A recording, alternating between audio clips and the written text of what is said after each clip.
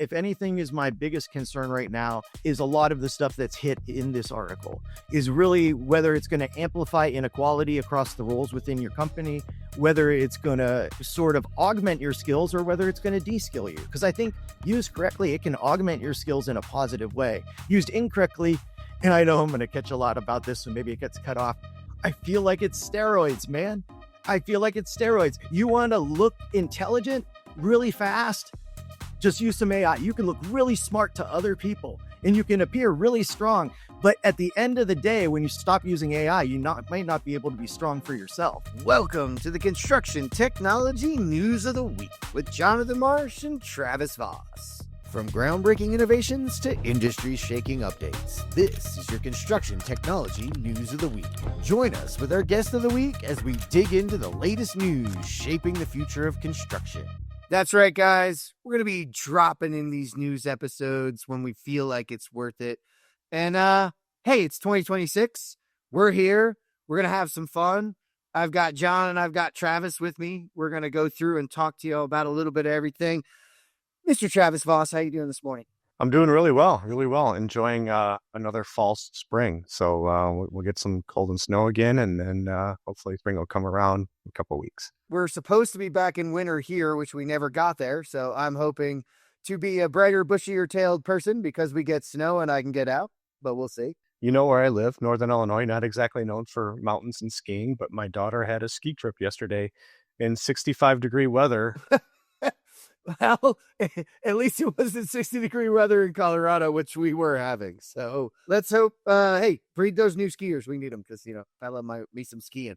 Jonathan Marsh, how you doing, man? I'm doing good too. I'm in the middle of my Indian summer. I'm loving it. It's a little bit sloppy here because everything's still melting off, but boy, that was a long, since Thanksgiving, it has been below freezing here. So the ground's really, really frozen deep. I found out that I probably have some water issue with my driveway because it now has a giant crack down the center of it. The joys of living in places where the ground decides to lift up and drop down every year. You know what I mean? It's always interesting, yeah. It is, man. All right, guys, you know the drill. We're back on YouTube. Check us out at youtube.com/@the ConTech Crew. And I'm noticing not a ton of you are heading out there and signing up for that emailer. And, you might want to because there's some new things coming out on it. Maybe some things you can't even find on the show. And, hey, follow those social medias. Follow these guys. They're a great follow. Great place to keep up on information. Follow the ConTech Crew. We appreciate it. Are you tired of all the talk about solving the industry's problems and you just want to roll up your sleeves with the industry's best and brightest? Well, the CPC's returning to Denver, Colorado from April 8th to 10th for the 5th annual AEC Integration Summit. That's right, participate in one of the 4 teams' topics from frictionless change orders to AI for issue resolution. Identify root causes of these shared pains and discover new approaches to solving them. Learn more at constructionprogress.org/AECI Summit 26. The problems you learn to solve could be your own. Join us there. All right. So news 2026 kind of, I wanted us to grab a few. These guys grabbed a few to talk about sort of trends into the future. Of course, we have to start with AI, but I always like this. When someone brings me an article, I like to give them a little shout out. So this is to our boy, Rob Sloyer. I caught it on his LinkedIn feed, really dug into it, and can't say I fully agree with the whole thing or the way it's written. We were having a lot of interesting discussion off camera, so it'll be fun to see how much of it I can pull out on here. But this is from foundationcapital.com. It's AI's $1 trillion opportunity. And the title is called Then Context Graphs. And I think this is interesting because the conversation has been around, is AI going to kill the systems of records? But, we know that rise of enterprise software, whether it was your Salesforces, your Workdays, your SAPs, all of those things were these systems of records for your data. And then it was, trying to analyze and get analytics and grab things out of there. But that, as we go into this AI world with agents and other things, they can't really just connect system to system and actually do much with that other than maybe move some data, prevent some duplicate entry, maybe fetch you some things if you needed it. And the idea here that he's stating, and I want to be very careful here on, he's stating that what we need is also to connect those agents to what they're calling the decision traces. So think about this. If you're selling something and you're tracking your client in Salesforce and, you're on a conversation with them or you're in Slack with your boss and you're then giving them a discount because of something else they're going to do. It's a discount above, say, a trigger that you could usually give them. That's happening in other systems and that decision's being made, but it's only coming down in Salesforce as you gave them a 20% discount instead of a 10 and you don't know why. Well, this is saying, can we capture all of that in a way to persist it and use it in the future? And in this respect, kind of in saying they're going to create an enduring layer that will help automate those decisions for you in the future. Now, I disagree with that end state, but I do think it's worth the conversation around it and around, to me, what it sees. So, Rob, what I saw from this when you posted it was, think of the complexity of every business and how many businesses out there really even understand that complexity, where those decisions are made, how they're made, why they're made, where they're triggering, where they're going on. And to think that, you can just automate that and be done, that's too far of a jump for me. The fact that you can connect some of the tissue together and maybe use the agents to understand that might be interesting, or to map your process might be interesting. So, that's sort of the preface of the article. The article is saying, that it's the context graph is connecting to that Slack, connecting to that email conversation, connecting to those trigger points and automating it, right, John? Like there is a little normalizing it. Yeah, normalizing it, automating it, which, and I will say this, and I've said this for a while, and it goes to sort of why I work where I work, is I think anytime you're thinking about taking humans out of the decision-making loop, it's a bad idea. I think it is, but I think providing, and John, we got this out of MEP, one of the things we heard over and over on our session was time to be in that decision-making chair. The opportunity, not that we don't have enough of them, the people, and the opportunity time and what it could drive productivity and standardization perspective. So yeah, and really what it is this question of scaling. Okay, so when we look at our foundational pieces of software that are a software of record, they've kind of scaled as far as they can with the data that we give them. Okay, so we've given them enough data to kind of get where they're at. And when we're at MEP Innovation, we're talking to all these companies that want to scale, and what do we tell them? You got to write down your processes in detail and make up maps around your processes in detail. Why? Because we want to inform your future decision makers, the people that will take over your post, what to do when they're in these situations, or at least what you did when you were in those situations. And you also want to tell the rest of the organization, hey, this is how we want to do things. And I think that's what this is about. Like we're in the beginning of our data journey, most of our companies, and we're catching the data that's easy to catch, that has stuff set up for it, in Salesforce or wherever. And now we're saying, okay, we can industrialize our use of all the files with that and the use of the data we have, but there's a real drive. AI is a drive to industrialize knowledge work. So industrialize decision-making and knowledge working.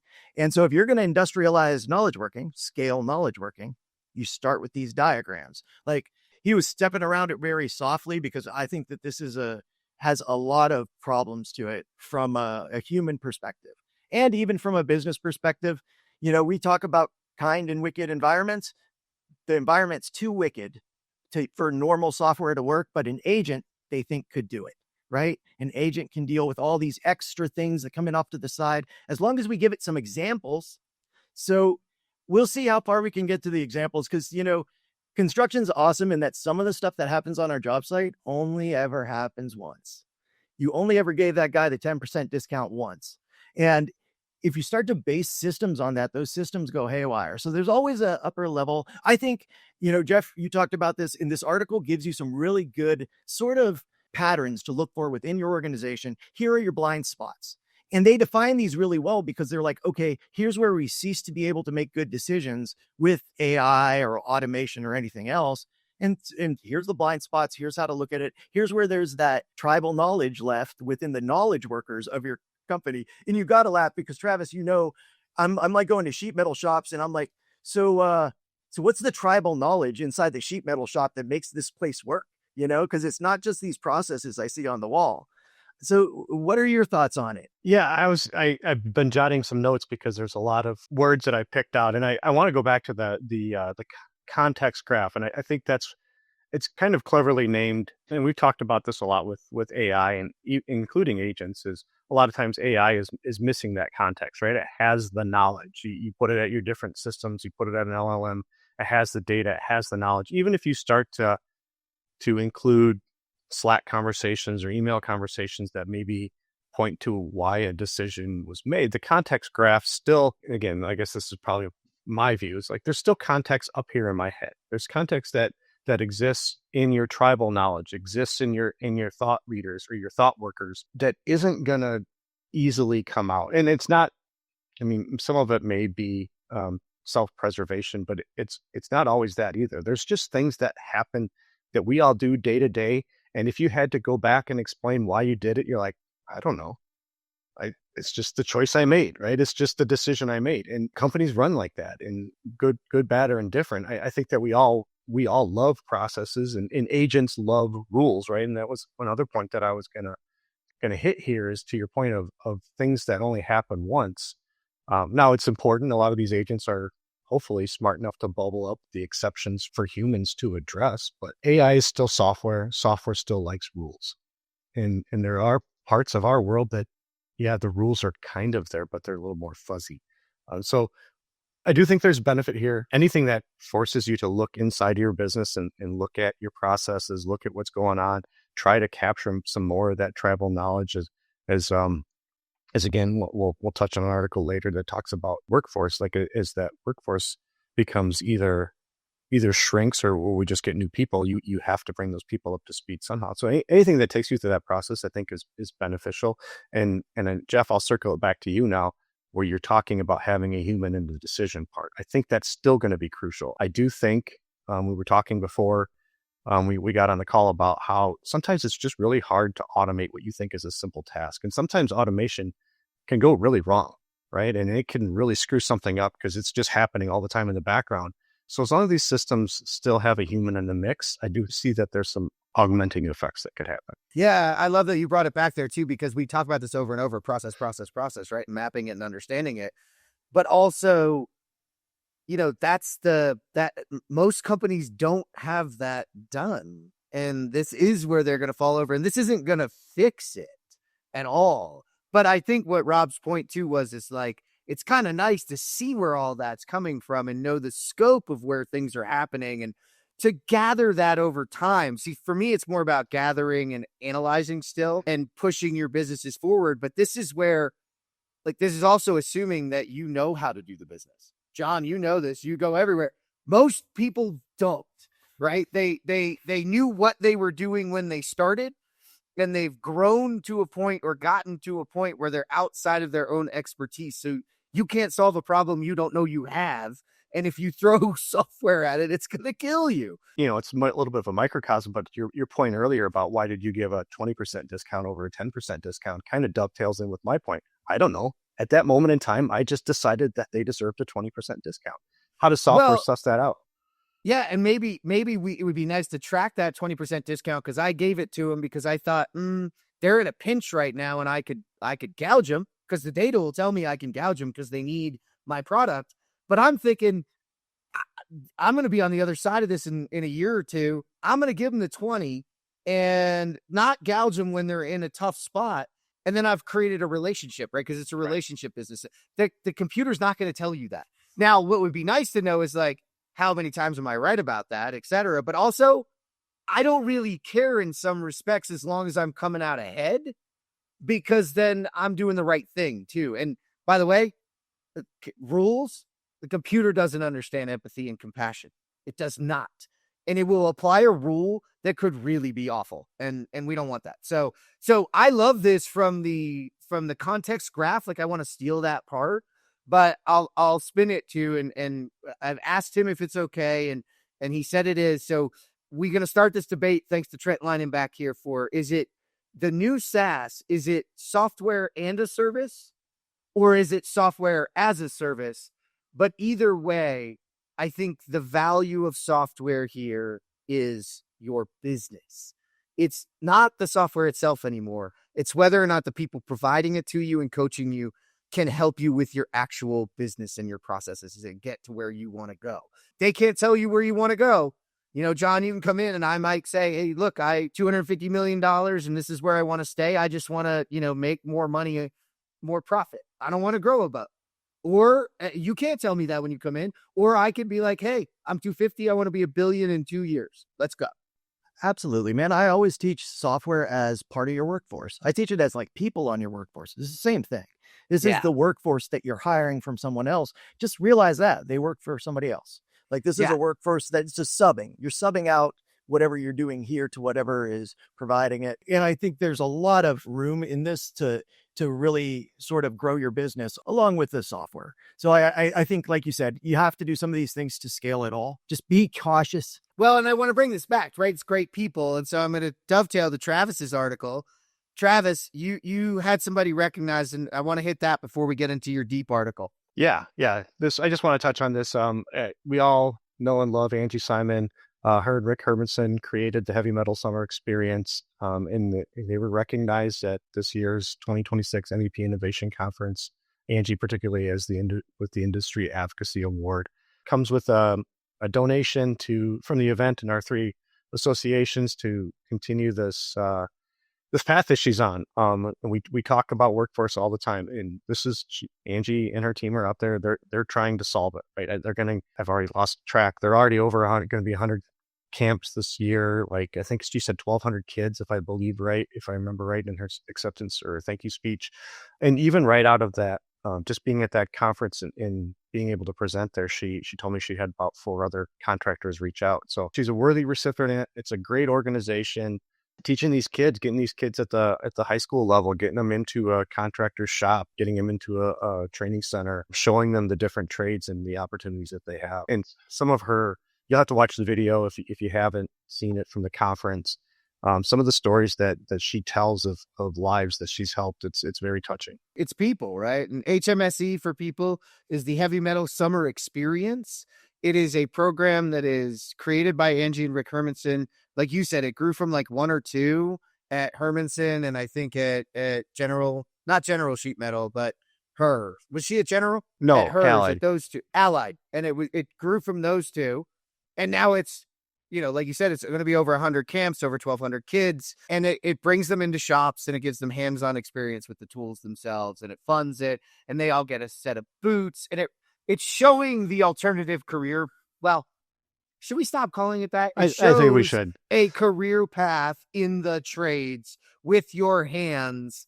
So again, I'm going to try and change my language there. So yeah, John, you got to hear Angie. We're just huge fans. She was on the show, so guys, go listen. You can search her up. She was on our show, so it's awesome. And she has some great stories of the families that are impacted. And I think that's where it really comes home, is those people that actually go to the camp, that it changes their lives. Because it's not just being successful at learning something with your hands. She was up there and she said one of her goals was not just to get people into this. She's like, no, I want to get shop classes back into high schools. She said, this is my goal. My goal is to get shop classes back into high schools. And I think it was it's the empowerment. The empowerment you get knowing that you can create things with your hands. And you see it in the pictures that she shows of the kids and the letters she reads from the parents. This is something that changes people's lives. We have a big focus on producing a lot of paper in high school. You produce a lot of paper, man.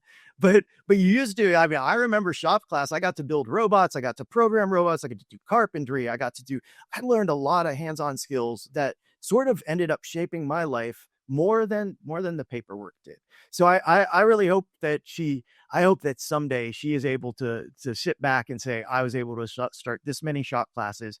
I don't know if she's realized that she's probably 8,000 different kids she's going to touch between the beginning of this program and now. And those lives are definitely affected. So she's an amazing person. This is an amazing program and every kid should be in it. Please go check it out. Please follow Angie. And to your point, how great is it when someone wants to basically eliminate themselves by making this go back to all the schools. Oh, yeah. It's a lofty goal, and it's going to take a long run to get there, but we hope she gets there. So, Travis, what is your other article? Yeah, so my second article, we were talking about giving shout outs. I got this one actually from your good buddy, the ConTech Trio, OG Josh Bohm shared this with me because he knew that I was out at the HR Expo this year, and the article says what AHR Expo revealed about the future of building automation and controls and the business imperative behind it. Now, this goes into what we saw a lot at the show. There's a lot more systems integrations. There's a lot more of these IT OT platforms. There's a lot more of these high efficiency lighting, all these systems that we've been talking about and we've been installing over these years that are meant to kind of tie different portions of the building together to help you run it more efficiently and whatnot. And the follow-on conversation was what really was cool with me when Josh and I talked is, and we all know one of the biggest limiters in the kind of the AI explosion is power, right? Or a lot of energy, right? So we're seeing with a lot of this imperative, yes, it's a strategic imperative for the owner operator of the building, but it's also an imperative for the industry as a whole, because as they take these buildings and work to make them more energy efficient, they want to shovel that energy back into the grid, right? So that these data centers and AI platforms can use it within construction.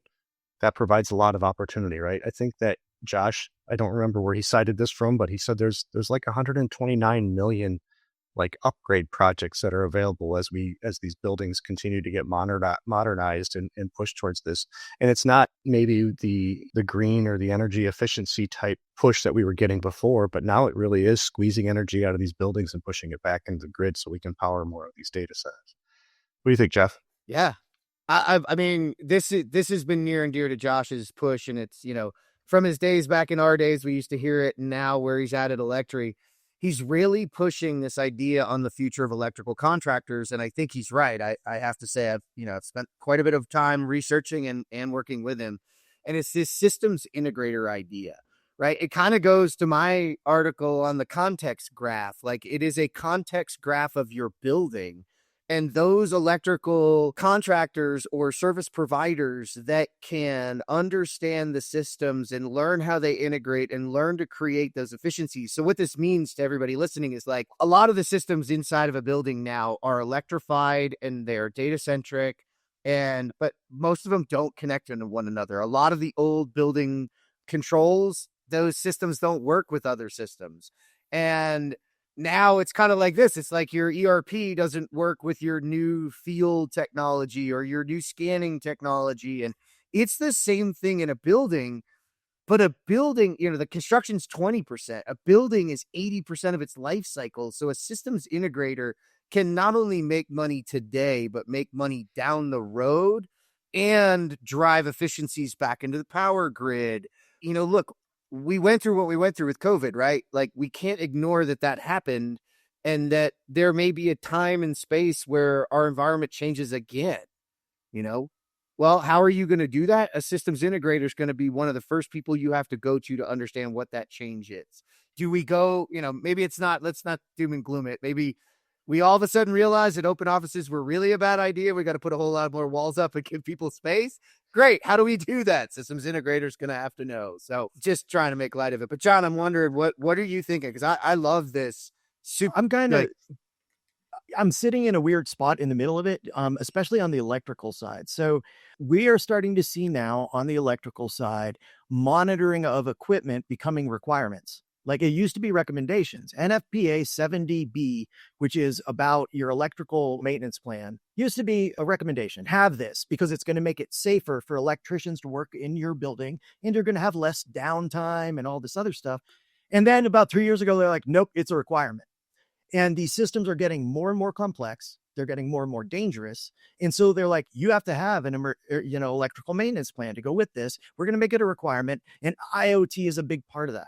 We can look at that switch gear that's going to go out, and when it hits a certain temperature, as a certain IR infrared scan done, we can say, oh, wait, we're going to have a problem, not today, but in 4 days. That idea of predictive maintenance is actually baked into those new requirements. So legit, on the electrical side for maintenance, this is the time to get involved, okay? This is because IoT, just like they're saying, it's going to be hooked up to everything. We had it in mechanicals for a while. Now we're going to start getting some context and feedback from other systems.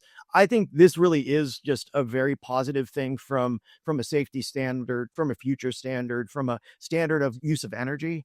But the one thing I'd say watch out for as building owner is, okay, so if it's now becoming a requirement on the safety side, when does it become a requirement on the energy side? When do we say, okay, listen, you're building, there's an energy code and it is poorly enforced at best. But now we have IoT to be in there and sort of police it a little bit. And I don't want to say that as a bad thing, because what's more expensive than energy? Downtime. If your systems go down, you get to lose a lot of money really, really, really fast. So like this is also a hedge against that, So I think this is a really good article. I think it really covered IoT and what's happening. Well, I just can't help thinking, and again, Josh Bone's heavily involved in that one too, is on the electrical side, IoT is now going to become the requirement. You're going to have a building that is able to give you some information so that you can make good decisions. Yeah, I like that. NFPA is the National Fire Protection Association, right? Yes. So this is also a safety requirement in the end as well. It's not just and that's what I like is it converged with a business purpose for that. Like, hey, we can't have downtime, we can't have things not working, people not being productive, etc. But ultimately, it's kind of fire protection. We don't want that gear. The wattages we're at are insane, and they could create pretty big problems. So let's but hey, can I add one thing real quick, Jeff? If you guys are interested in more on that, Josh Bone just put out an Electri report on it through Electri. I was the researcher on it. It was a lot of fun. It's a big project, but it's out there, and you can go and sign into Electri and get a copy of that. I didn't even think about it, but John, I almost grabbed that article as mine, and I was like, I don't know if that would look too self-serving, but it was awesome. It was a great article, and if you don't mind, drop it into the show notes today, and I'll make sure it gets off for everybody listening, because they should be watching that. Because NFPA, this is also I call it a canary in the coal mine moment around a lot of what you're talking about. So it'd be good to have that. All right, man. Well, bring it home. You get to close us out with what you've got.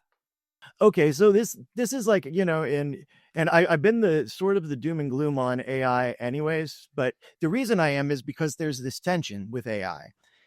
AI, the article is workers gain hours with AI, but risk losing skills. According to Microsoft's new future of work report. So Microsoft is looking at this because they're using a lot of this. And there is such a thing as de-skilling a person. You can de-skill a person really quickly. That whole thing, if you don't lose it, you use it, you lose it. That's not a lie. That's a real thing that happens. And I think this article does a good job of talking about where it's being used, how it's being used, thinking about how you're using it. But really, this is, if anything is my biggest concern right now is a lot of the stuff that's hit in this article is really whether it's going to amplify inequality across the roles within your company, whether it's going to, sort of augment your skills, or whether it's going to de-skill you. Because I think used correctly, it can augment your skills in a positive way. Used incorrectly, and I know I'm going to catch a lot about this, so maybe it gets cut off. I feel like it's steroids, man. I feel like it's steroids. You want to look intelligent really fast? Just use some AI. You can look really smart to other people and you can appear really strong. But at the end of the day, when you stop using AI, might not be able to be strong for yourself. Like you use gear too long. You can't that's what this is.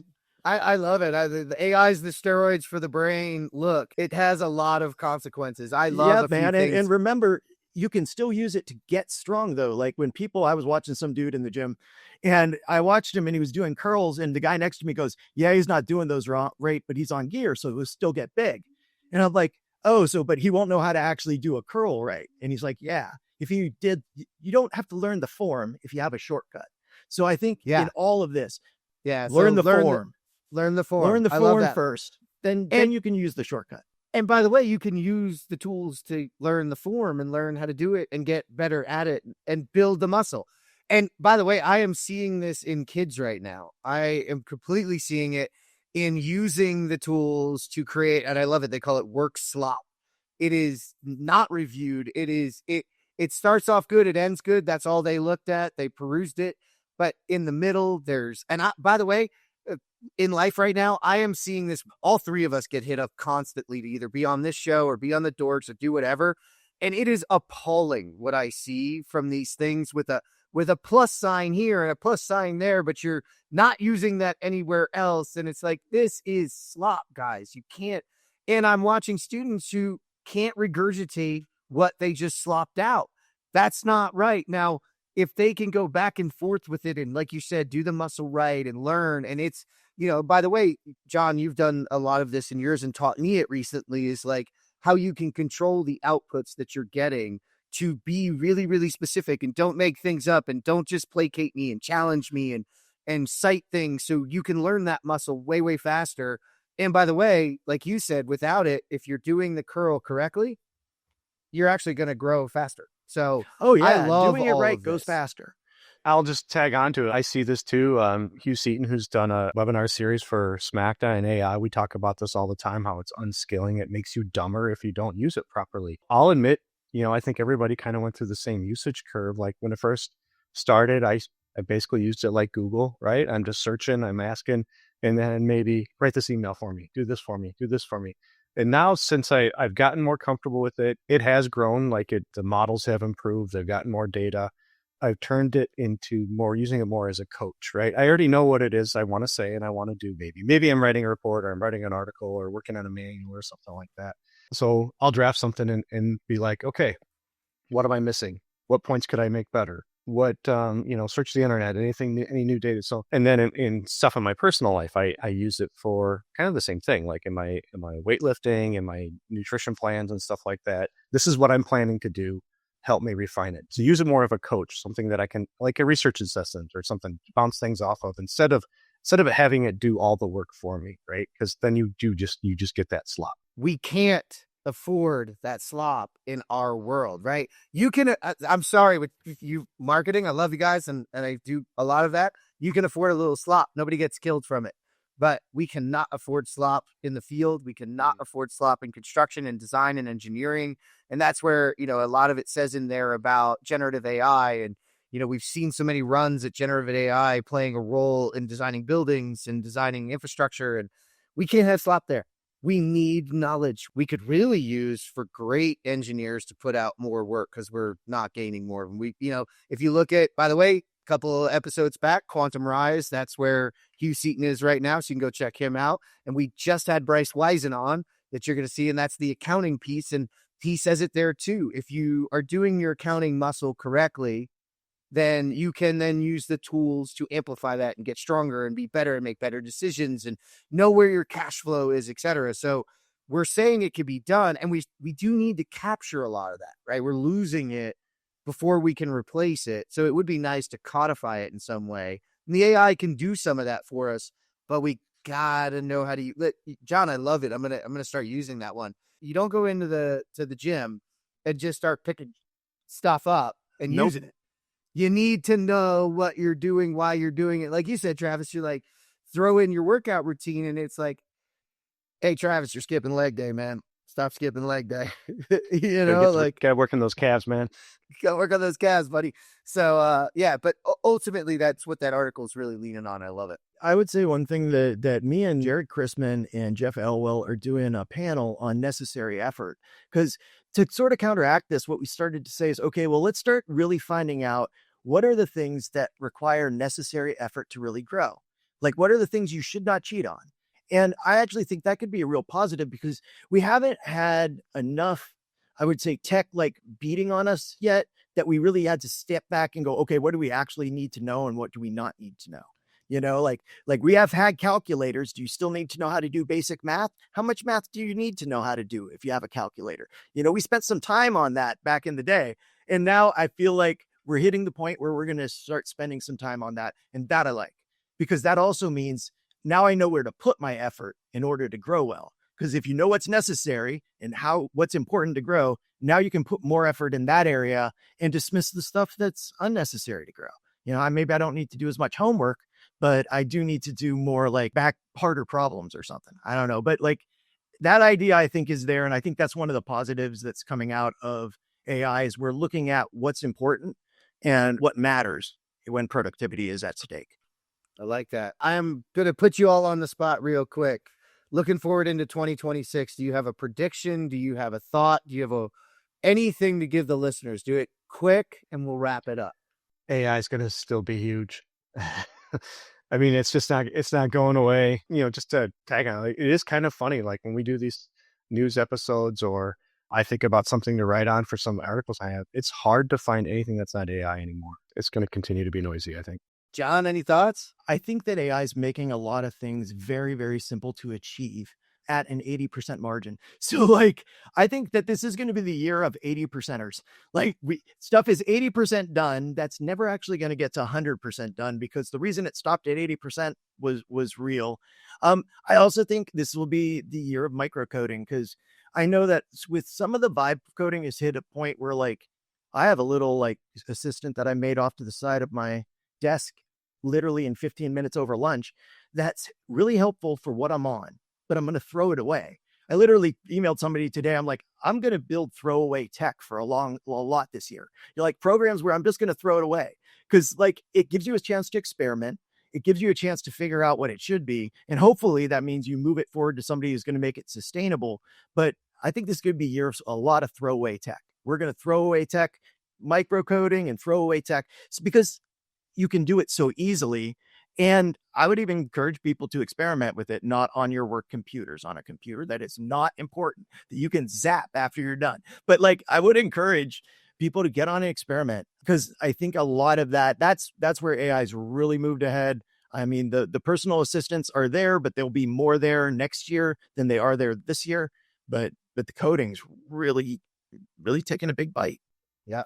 I'm going to steal from our boy Trent Linenback and just say it for him, because I do think this is the year as service as a software, and that is actually going to be the differentiator. The groups, the technologies, the companies that can figure out how their service expertise provides more for their customers will get them more using it, because you guys are right. AI can build almost any feature at almost any time. And with good tech and less people even, you can incorporate that into your stack very easily at an enterprise grade level.